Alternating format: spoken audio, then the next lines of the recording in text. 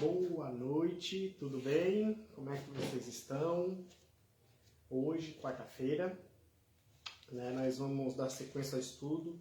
Sexta-feira não dei estudo, nem sábado nem domingo.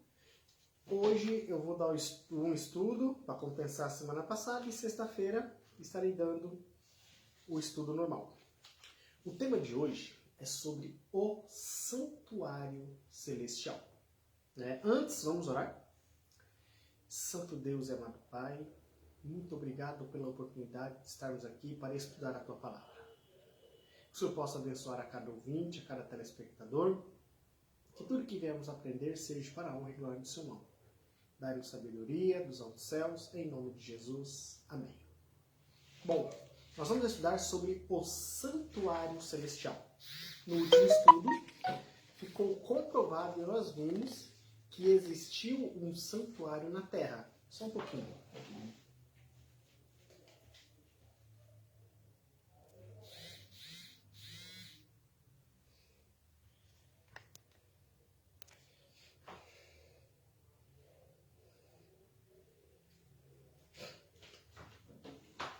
Eu arrumei o volume. No último estudo, nós vimos sobre o santuário terrestre. E nesse momento agora, nós vamos estudar sobre o santuário celestial. Nós vimos no estudo passado que o santuário terrestre era uma cópia do santuário celestial. Algumas pessoas dizem que não existiu santuário terrestre e que não existe santuário celestial, Só que a Bíblia ela é clara em nos mostrar que existiu um santuário na terra e existe um santuário no céu, onde nesse momento Jesus está no lugar santo do lugar santíssimo, realizando o juízo investigativo. Nós vimos também sobre o dia da expiação, certo? O dia da expiação era Yom Kippur, Era o 10º dia do 7º mês, em que era feita uma expiação geral pelo povo. Vamos dizer que era feita uma limpeza no santuário, certo? Hoje, nós vamos ver provas de que existe o santuário no céu, tá? Algumas pessoas dizem que não existe, mas existe sim e a Bíblia mostra isso. Bom, vamos lá. Apocalipse 4. Apocalipse 4. Apocalipse 4, verso 5. Apocalipse 4, verso 5, lembrando que o Apocalipse é um livro de revelação, tá?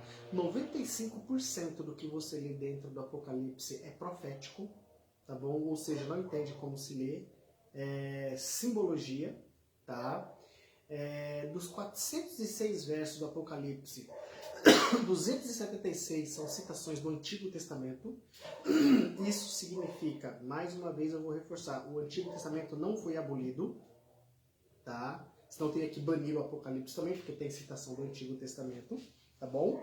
E aqui nós vamos ver hoje provas de que, provas de que existe um santuário celestial, sim, tá? Capítulo 4, verso 5 de Apocalipse diz assim: do trono saíam relâmpagos, vozes, trovões. Diante dele estavam acesas 7 lâmpadas de fogo, que são os 7 Espíritos de Deus. Nós vimos na doutrina do santuário da terra que existia o lugar santíssimo, onde ficava os querubins, certo? O propiciatório e a caixa, que era a arca, Nós vimos também que o véu era o que dividia o lugar santo do lugar santíssimo. E no lugar santo, à direita, ficava a mesa com os 12 pães. À esquerda ficava o candelabro. Em outras palavras, também alguns dizem castiçal. E aqui está dizendo que do trono saíam relâmpagos, vozes e trovões. Diante dele estava acesas 7 lâmpadas de fogo, que são os 7 Espíritos de Deus. Então, os 7 castiçal, tá? Os 7 castiçal, aonde ficava o trono de Deus, ficava diante dele, simboliza os 7 Espíritos de Deus. Aqui está falando do lugar santo do santuário, tá? Aqui está falando do lugar santo do santuário, né? Onde ficava o candelabro, onde ficava o castiçal, o trono ficava de frente, certo? Tá. 8 verso 3 de Apocalipse ainda diz assim, ó. Outro anjo que trazia um incensário de ouro aproximou-se e colocou-se em pé junto ao altar. A ele foi dado muito incenso para oferecer com as orações de todos os santos sobre o altar de ouro diante do trono. Então tinha o trono, o altar de incenso, os 7 castiçal, certo? Mobílias do santuário. Então aqui está falando do lugar santo no santuário celestial. Tá? 11, 19. Esse aqui é o mais forte de todos. Tá bom? Então, foi aberto o santuário de Deus no céu, não está falando da terra, e ali foi vista a arca da sua aliança. Houve relâmpagos, vozes, trovões, um terremoto e um grande temporal de granizo. Então, abriu-se o santuário no céu e foi vista a arca da aliança. No Antigo Testamento, no lugar santíssimo ficava a arca da aliança. E João, ele contemplou no céu a arca da aliança. Essa visão não se diz na terra, se diz no céu. Isso significa que existe um santuário no céu, sim. Tá bom? 15 verso 5. Diz assim: depois disto, olhei e vi que se abriu no céu o santuário, o tabernáculo da aliança.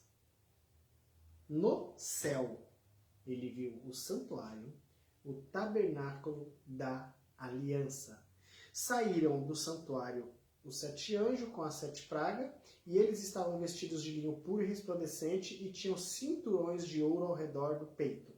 Então, esses 7 anjos saíram do santuário celestial, tá? Provas de que existe um santuário no céu? Sim. Então, o santuário terrestre era uma cópia do santuário que tem no céu, tá? Tem no céu.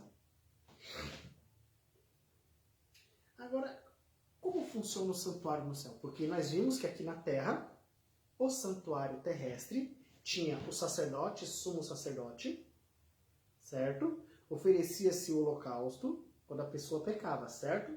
Pegava o cordeiro sem defeito, enfim. Volta no estudo anterior que você vai reconhecer detalhes. E se preparem que nós vamos ter um estudo no futuro só sobre o santuário, tá bom? É muito longo esse estudo, gente. Então, como funciona o santuário no céu? Funciona igual na terra? Vamos ver? Hebreus 8, 2 e 5. Hebreus 8. Hebreus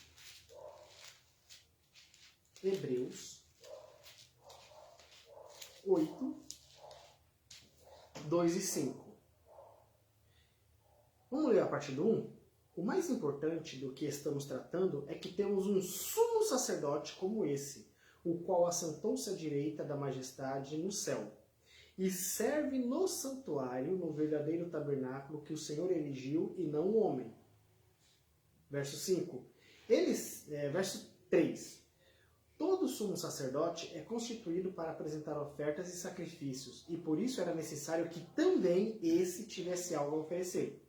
Se ele estivesse na terra, nem seria sumo sacerdote, visto que já existe aqueles que representam as ofertas prescritas pela lei. Ele serve num santuário que é cópia e sombra daquele que está no céu, já que Moisés foi avisado quando estava para construir o tabernáculo. Tenha cuidado de fazer segundo o modelo que lhe foi mostrado no monte. Então, Jesus, aqui está falando de Jesus, tá? Ele é o nosso sumo sacerdote no céu. Se ele estivesse aqui na terra, já tinha o sumo sacerdote e o sacerdote, então ele não seria. Jesus, ele respeita a hierarquia, tá? Se ele coloca você para fazer alguma coisa, ele não vai invadir, entendeu? Ele vai te dar toda a liberdade, desde que você faça de acordo com a vontade dele. E aqui na terra, tinha o sacerdote, o sumo sacerdote, né? E todo sumo sacerdote era constituído para apresentar ofertas e sacrifícios. Por isso era necessário que também esse tivesse algo a oferecer. Então, nós vimos, primeiro tópico, que o santuário terrestre, que o santuário celestial é tal igual o santuário terrestre, certo? E aqui nós vimos que Jesus, ele é o sumo sacerdote, tá bom? Aí vem uma pergunta, né, confirmando, né, quem é o sacerdote no céu? Nós vamos ver aqui em Hebreus 4, verso 14, né? Portanto, visto que temos um grande sumo sacerdote que adentrou os céus, Jesus, Filho de Deus, apeguemos-nos com toda a firmeza à fé que professamos. Então, Jesus, ele é o nosso sumo sacerdote no santuário celestial. Isso significa, gente, que estamos vivendo o período do dia da expiação, o 10º dia do 7º mês. E no próximo estudo nós vamos tratar a fundo sobre o dia do juízo no santuário celestial. Estamos vivendo um período solene da história. Nomes estão sendo aceitos, nomes estão sendo riscados do livro da vida. Está ocorrendo uma grande sacudidura no mundo religioso. Dentro de todas as denominações está acontecendo sacudidura. Pessoas estão se firmando, pessoas estão saindo. O que é sacudidura, Wagner? Simples. Defeitos que as pessoas enxergam na outras.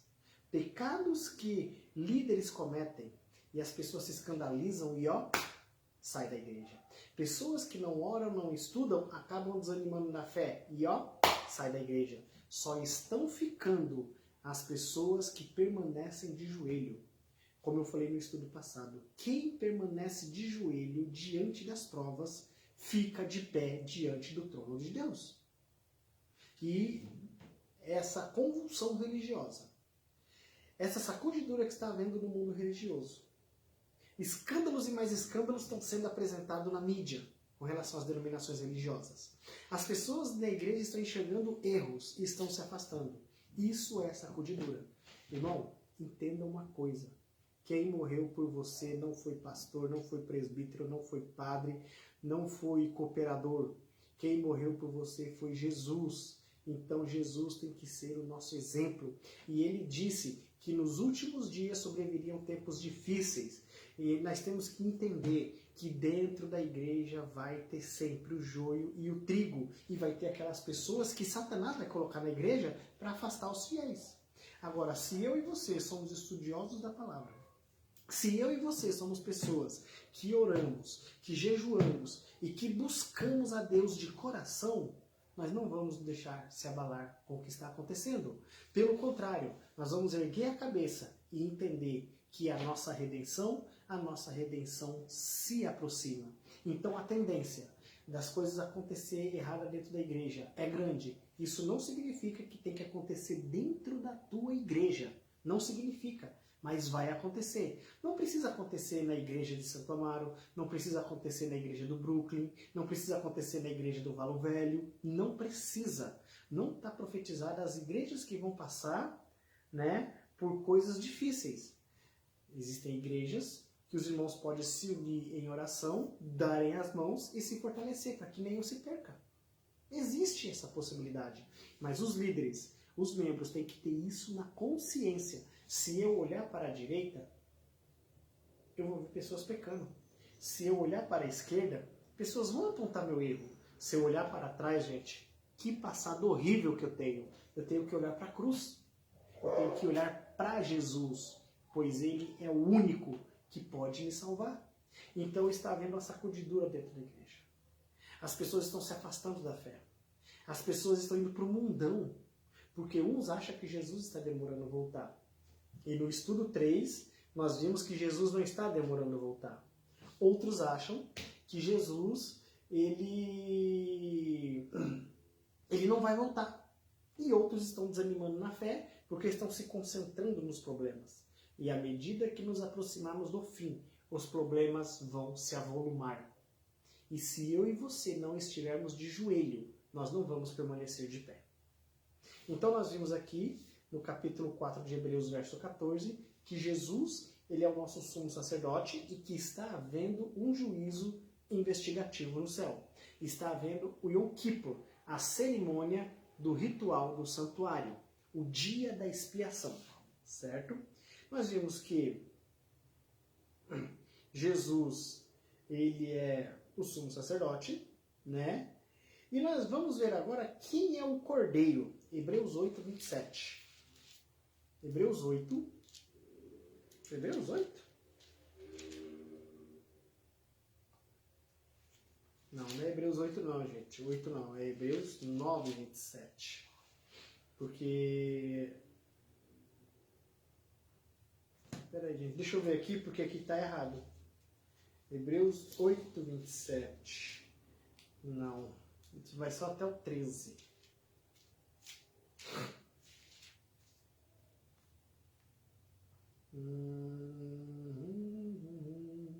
Aqui, 7, 27. Vamos ler os 26. É de um sumo sacerdote como este que precisávamos, Jesus, santo, inculpável, puro, separado dos pecadores, exaltado acima dos céus. Ao contrário dos outros sumos sacerdotes, ele não tem necessidade de oferecer sacrifício dia após dia, primeiro por seus próprios pecados e depois pelo pecado do povo. E ele o fez uma vez por todas, quando a si mesmo se ofereceu. Jesus, ele foi o sacerdote quando esteve aqui na terra. Jesus, ele foi o cordeiro quando esteve aqui na terra. E Jesus é o sumo sacerdote no céu. É o único que fez as três funções. Jesus foi o sacerdote. Jesus foi o cordeiro. E Jesus é o sumo sacerdote lá no santuário celestial. Jesus, ele é o único que preenche todas as lacunas do sacrifício do santuário. Quando ele esteve aqui na terra, durante 3 anos e meio ele pregou, durante 3 anos e meio ele ensinou. Então vamos entender que a terra era o lugar santo do santuário. Jesus intercedeu por todo pecador, certo? Depois Jesus foi o cordeiro, morrendo na cruz. Subiu ao céu, obteve a aprovação do sacrifício, voltou na terra, ficou mais 40 dias, subiu ao céu e agora ele está no lugar santíssimo do santuário, intercedendo por mim e por você. Tá? Nós vimos também no capítulo 8, né, verso 1 e 2, que Jesus, depois da sua morte, que ele ressuscitou, ele adentrou no santuário celestial, né, e ele está ali realizando o juízo investigativo por mim e por você, certo? E Jesus, ele faz 2 coisas, gente, quando nós confessamos os nossos pecados. Tá? 1 João 1,9. Jesus, ele faz 2 coisas quando confessamos os nossos pecados. Diz assim, se confessar os nossos pecados, primeiro nós temos que confessar. Jesus, ele estava no lugar santíssimo do santuário realizando o juízo investigativo. Como eu falei, nomes estão sendo aceitos, nomes estão sendo riscados no livro da vida. No próximo estudo, nós vamos ver a importância de nós pedirmos perdão a Deus. Por quê? Se nós confessarmos os nossos pecados ao Senhor, Ele vai nos perdoar e nos purificar. Ou seja, nós vamos ajoelhar perdidos e ficar de pé sem nenhum pecado. Ou seja, nós vamos nos ajoelhar perdido e vamos nos levantar de joelhos depois do amém, justificado nos méritos de Cristo Jesus. Então, Jesus, nesse momento, ele está no lugar santíssimo do santuário. E se nós confessarmos os nossos pecados, ele nos perdoa e nos purifica. Jesus, ele toma sobre si o nosso passado pecador e atribui a nós o seu passado imaculado, perdoador. Isso nós vemos lá no livro de Isaías 53, tá? Isaías 53, vamos lá. Nós vemos isso no livro de Isaías 53. Né? É um texto muito forte, né? E é muito interessante. 53, verso 4.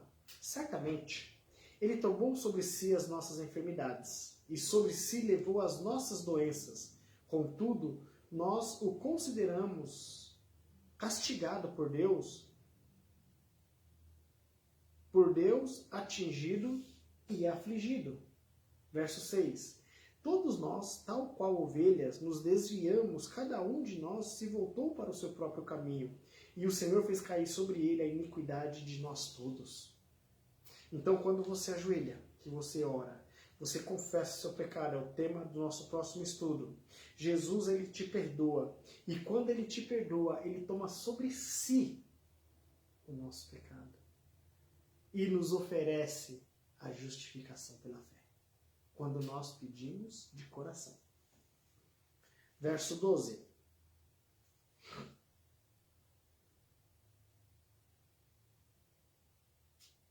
Por isso, eu lhe darei uma porção entre os grandes, e ele dividirá os despojos com os fortes, porquanto ele derramou sua vida até a morte, e foi contado entre os transgressores, pois ele levou o pecado de muitos, e pelos transgressores intercedeu. Jesus, ele intercede por mim e por você, quando nós confessamos o nosso pecado. Lembrando que é o tema do nosso próximo estudo, é muito importante você entender o próximo estudo. Tá? Então Jesus, ele tomou sobre si os nossos pecados, pagou a penalidade na cruz. Mas aí vem uma coisa interessante. Lembra que o cordeiro, o sumo sacerdote, pegava o pecado entre aspas, né? Simbolicamente, o pecado do santuário da nação passava sobre ele e ele confessava sobre o bode era levado para o deserto? Pois é, todos aqueles que se salvarem vão ter seus pecados perdoados. Vão seus pecados perdoados, não, porque pecado não se perdoa, pecado se paga. Vocês vão estar perdoados pelos pecados cometidos. Mas saiba de uma coisa, alguém vai ter que pagar o preço. E Satanás, ele vai pagar por todos os pecados que nós cometemos. Lembra do bode expiatório? Que o pecado era para o bode ia para o deserto e morria a míngua? O Satanás vai ser a mesma coisa. Por isso que Satanás está interessado em que você se perca. Quanto mais gente se perder, mais o coração de Deus vai ficar ferido e menos sofrimento ele terá. Por quê? Eu vou pagar pelo meu pecado. E o fogo não foi preparado para o dia, para mim e para você. Segundo Mateus 25, 41, o fogo foi preparado para o diabo e seus anjos. Isso significa que eu e você temos a oportunidade de nos arrepender. Temos a oportunidade de confessar o nosso pecado a Deus e viver em novidade de vida. Mas para isso eu tenho que sentir tristeza pelo pecado. Wagner, eu não sinto tristeza pelo pecado. Peça a Deus que vai te ajudar a ter tristeza pelo pecado. Filipenses 2,13. É Deus quem opera em vós, tanto querer quanto efetuar, segundo a sua santa, boa e bendita vontade. Então, tudo que acontecer vai ser da vontade de Deus. E se você falar assim, eu não sinto arrependimento pelo que eu fiz, ele vai implantar no seu coração arrependimento para você se arrepender do que você fez. E isso será, é o tema do nosso próximo estudo, será arriscado no livro de registro e Satanás vai pagar pelo preço. Certo? Porque Jesus morreu por mim e por você, não morreu por Satanás. Tá? João 1,12. João, capítulo 1, verso 12. Eu acho fantástico esse texto, gente. João, capítulo 1, verso 12, diz assim, ó. Contudo, aos que o receberam, aos que creram em seu nome, deu-lhes o direito de se tornarem filhos de Deus. Isso significa que nem todo mundo é filho de Deus. Para mim ser filho de Deus, eu tenho que fazer o quê? Receber, crer no nome de Jesus. E esse receber, gente, e esse crer, as pessoas acham que é só levantar a mão. Eu aceito Jesus, eu creio em Jesus e continuo fazendo a mesma coisa. Não. Crer, aceitar, significa renúncia. Significa renunciar aos prazeres do mundo. Significa renunciar tudo aquilo que atrapalha a minha comunhão com Deus. Futebol, novela, filmes, cinemas, músicas, brincadeiras impróprias, alimentos que prejudicam a nossa comunhão com Deus, pois mexe com o nosso lóbulo frontal. Nós vamos estudar uma matéria só sobre a alimentação. Então, gente, o assunto da salvação é sério. Crer e aceitar não significa viver a mesma pessoa. Crer e aceitar significa, Senhor, estou aqui, me ajuda, me transforma. E você começar a viver diariamente em novidade de vida. E as pessoas ao redor vão notar a sua mudança.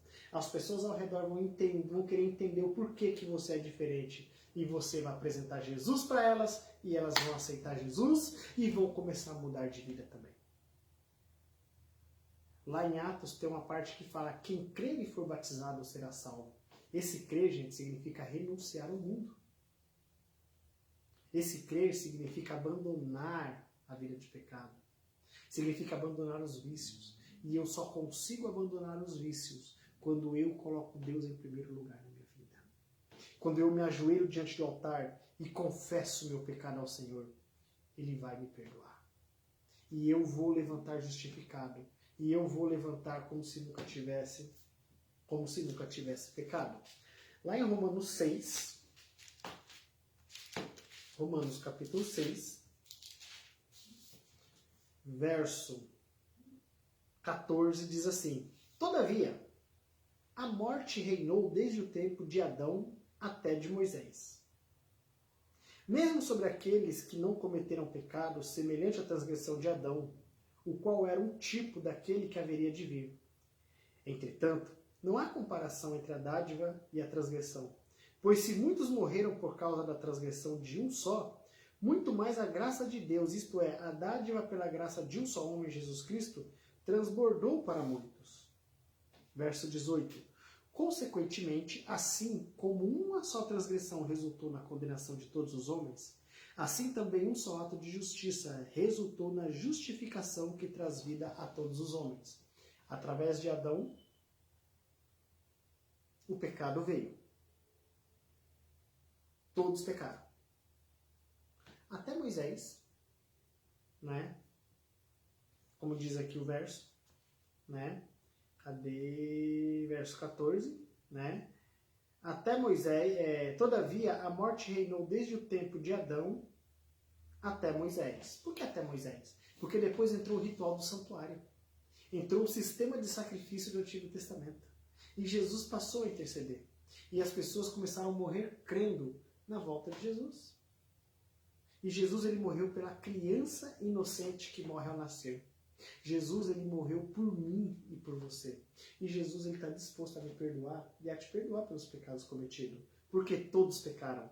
E todos nós somos carecidos da glória de Deus. Só que existem algumas pessoas que se revoltam, né? Elas ficam revoltadas. Por que eu tenho que pagar por um erro que Adão cometeu?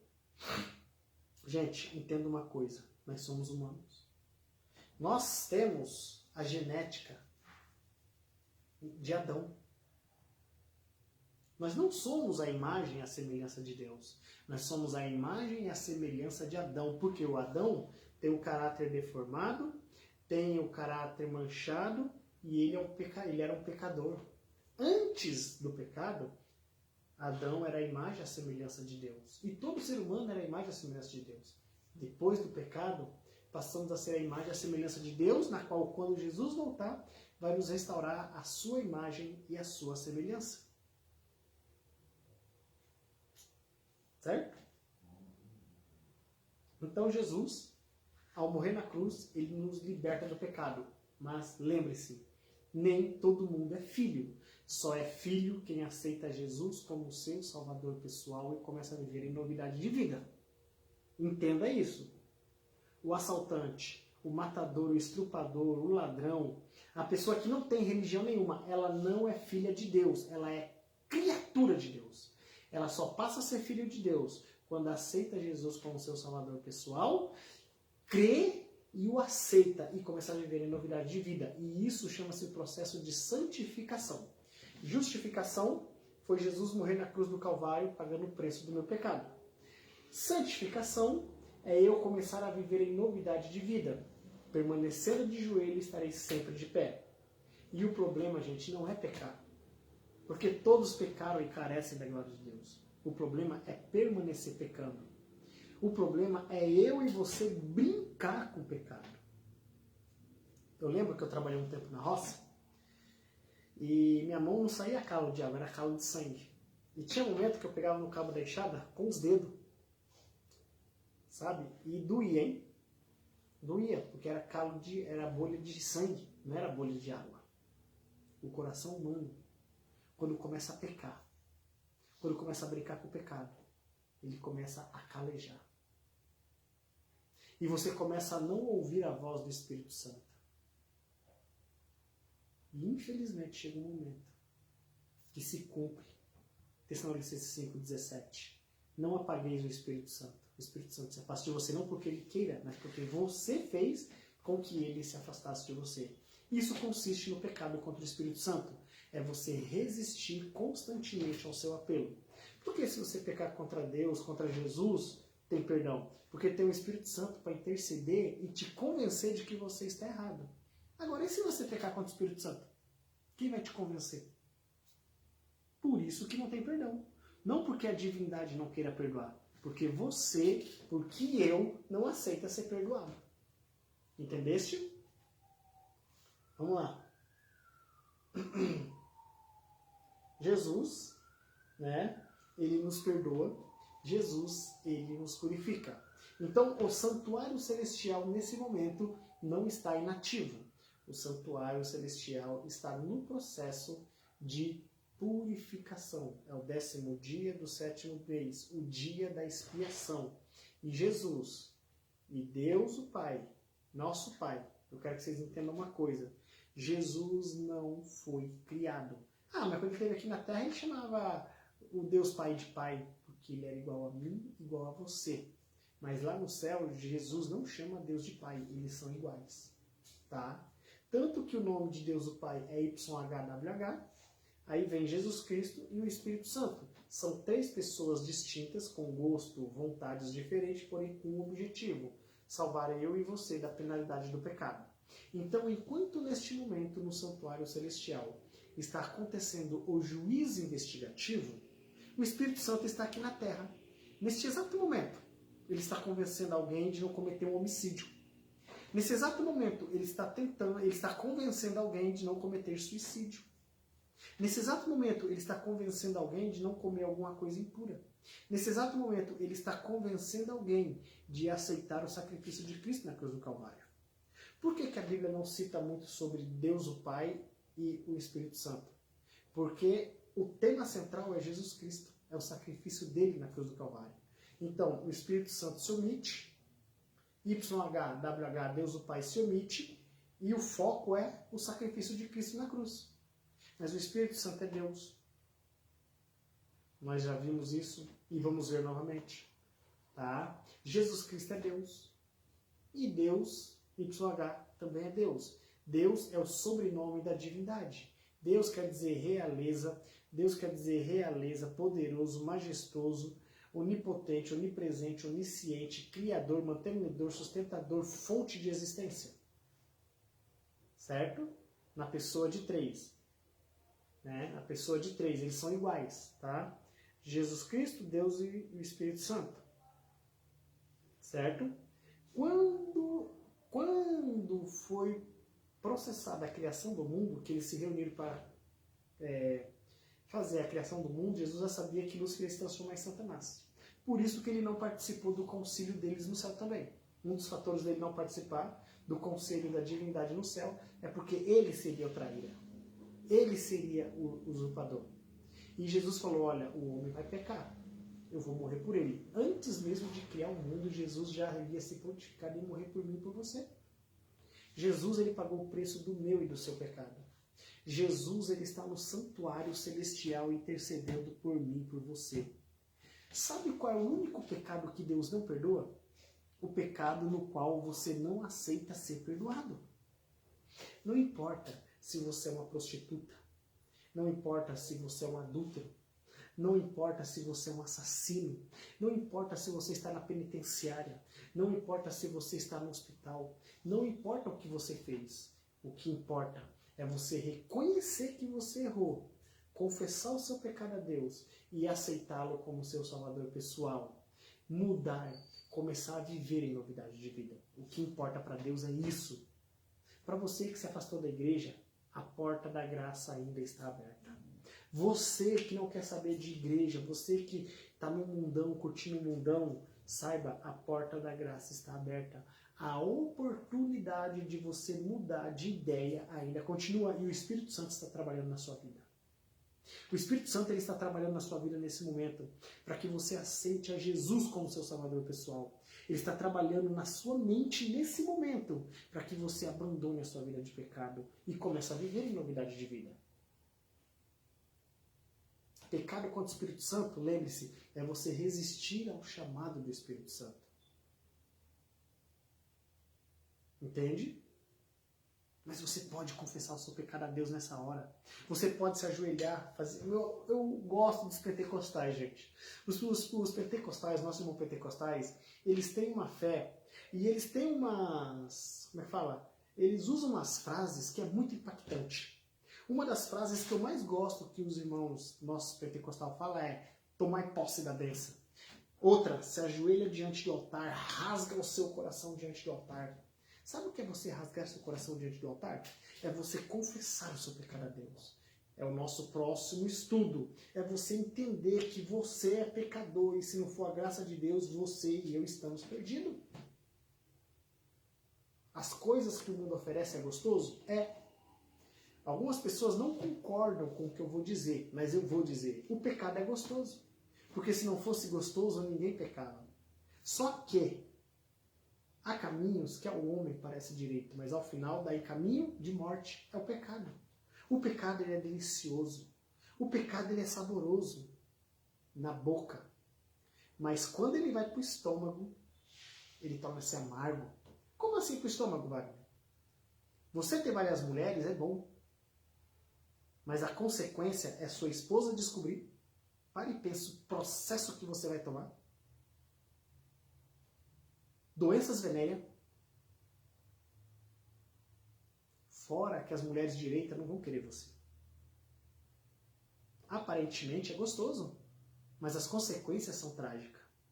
Matar é bom? Não, não é bom, mas as pessoas matam. Que poder tenho para tirar a vida de alguém?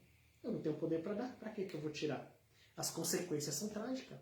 Então, o pecado, por mais que ele seja aos nossos olhos bom, dá em caminhos de morte. Porque as coisas aqui da terra a gente pode pegar, a gente pode apalpar. As coisas do céu é pela fé, é através do estudo da palavra de Deus. E a palavra de Deus, a nossa fé só aumenta ao ouvir e estudar a Bíblia. E nesse momento eu posso estar falando para alguém que está tendo dificuldade na vida espiritual. Eu posso estar dizendo para alguém nesse momento que está querendo desanimar na fé. Irmão, não desanima. Eu vou orar por você nesse momento. Jesus ele está intercedendo por você no santuário celestial. Existe oportunidade, a oportunidade para você está aberta. Jesus ele está disposto a te perdoar. Você só tem que fazer 2 coisas. 3 coisas. Se ajoelhar. Não, perdão. Reconhecer, se ajoelhar e confessar. 3 coisas. Reconhecer, se ajoelhar e confessar. Consequentemente, virá o 4º, que é você começar a viver em novidade de vida. Não significa que você não terá problemas. É aí que os problemas vão começar, porque você adquire a segunda natureza, a natureza de Cristo. Mas você vai vencer com Ele. Por quê? Olha só. Lá em João 16:33. No capítulo 15 de João, aqui vem trazendo o segredo da sua vitória. O segredo da sua vitória está em João capítulo 15. Jesus é a videira e você é o ramo. Se você confessar o seu pecado a Deus, você vai estar ligado à videira. Você estando ligado à videira, você vai receber os nutrientes, que é o quê? O fruto do Espírito. Que aqui fala, todo que dá fruto, ele poda. Esse fruto é o de Gálatas 5:22. Que é o fruto do Espírito. Só que no capítulo 16:33, né, de João, Jesus ele diz para mim e para você, olha, Wagner, vou colocar o meu nome, mas você coloca o seu. Olha, Wagner, eu lhes disse essas coisas para que em mim você tenha paz. Nesse mundo, Wagner, você vai ter muita aflição. Mas, contudo, tenha bom ânimo, porque eu venci o mundo. E se Jesus ele venceu o mundo, ele quer que você vença. E você só vai vencer se você cumprir o que está em João capítulo 15. Eu sou a videira verdadeira e meu pai é o agricultor. Todo ramo que estando em mim, olha só, todo ramo que está em mim, ele o poda. Certo? E o que eu está nele, ele corta. Né? Porque ele quer que você produza fruto. E o fruto do Espírito você só vai produzir se você permanecer de joelho. E Jesus está disposto a mudar a sua vida nessa noite. Jesus está disposto a fazer você um vencedor. E eu vou orar por você nesse momento. Eu vou pedir a Deus para que Ele tenha misericórdia de você. Mas você tem que fazer a sua parte. Você tem que ir diante do altar. E você tem que rasgar o seu coração diante do altar. Você tem que chorar. Você tem que clamar. Você tem que buscar de Deus o poder para vencer. Porque se eu e você não buscarmos esse poder para vencer, gente, desculpa, nós vamos nos perder. Lembre-se, ir para a igreja não salva ninguém. Tá? Vocês estão achando que igreja salva alguém? Não. Igreja, nós temos, de acordo com Hebreus 10, 25, nós temos que ir para a igreja nos congregar entre irmãos, nos fortalecendo. Mas o que salva é Jesus. O que salva é a minha e a sua obediência em Jesus. E nós só vamos conseguir isso no poder que Deus tem a dar para mim e para você. Jesus, ele quer transformar a minha vida. Ele quer transformar a sua vida. Mas você só vai conseguir isso se você se colocar diante do altar. Que Deus abençoe você. Não perca o próximo estudo, gente. O próximo estudo é o dia do juízo no santuário celestial. Esse tema é muito sério. Gente, é muito sério. O dia do juízo no santuário celestial é muito sério. É tão sério. Só para você ter noção, o assunto é tão sério. Mas o assunto é tão sério que se eu e você não tomarmos cuidado, nós vamos nos perder. O dia do juízo no santuário celestial. Existem coisas que não são ensinadas mais hoje, que deveria ser ensinado, e que eu vou ensinar você, que se você não fizer, você e eu podemos ficar fora do céu.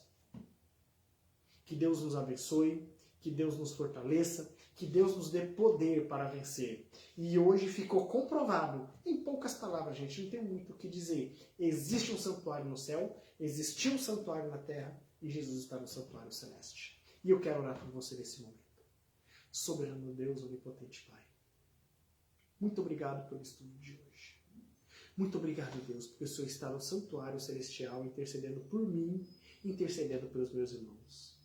Querido Jesus, tenha misericórdia de nós pecadores. Querido Espírito Santo, visite as pessoas que estão entrando em contato com esse vídeo, com as que irão entrar em contato. Que elas possam, Deus, aceitar a Jesus como Salvador pessoal. Que elas possam, Pai, se ajoelhar, confessar, se arrepender e começar a viver em novidade de vida. Senhor, o Senhor conhece o coração de cada um. O Senhor sabe das tristezas, das angústias. O Senhor sabe do sofrimento, Senhor. Que o Senhor possa, querido Espírito Santo, querido Jesus, querido Deus Pai, nos dá força para suportar essa caminhada. Que o Senhor visite as pessoas que estão entrando em contato com esse vídeo e as que vão entrar agora. Que o Senhor possa trabalhar no coração delas. Se elas estiverem na penitenciária, se elas estiverem nos hospitais, se elas estiverem usando droga, se elas estiverem se prostituindo, eu não sei onde elas estão, mas que esse vídeo possa chegar até elas e elas possam reconhecer a Ti como o único Deus verdadeiro e que o Senhor, ó Deus, possa fazer uma faxina na vida delas e que elas possam ser a Sua luz e outras pessoas possam chegar aos Seus pés através do exemplo delas. Muito obrigado pelo Teu amor. Muito obrigado pela Tua misericórdia. Dai-nos, ó Deus, uma boa noite, em nome de Jesus. Amém. E lembre-se de uma coisa. A voz é minha, mas a palavra é de Deus. Sexta-feira, vamos fazer um estudo, o dia do juízo no santuário celestial. Fiquem com Deus e até sexta-feira. Tchau.